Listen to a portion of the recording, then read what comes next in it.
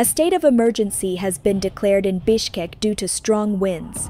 On March 28th, a strong wind blew off the roofs of several buildings in Bishkek. Trees fell and crushed cars.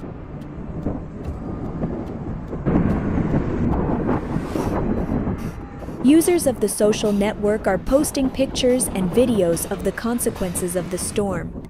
The Ministry of Emergency Situations, MES, referring to the Kyrgyz Hydrometeorological Center, reported that the speed of the wind blowing from the west reached 24-28 meters per second in the city of Tokmok, Chui region. Before this, the ministry warned that strong winds of 17-22 meters per second will occur in Bishkek City and Chui Valley, and called people to stay in safe places.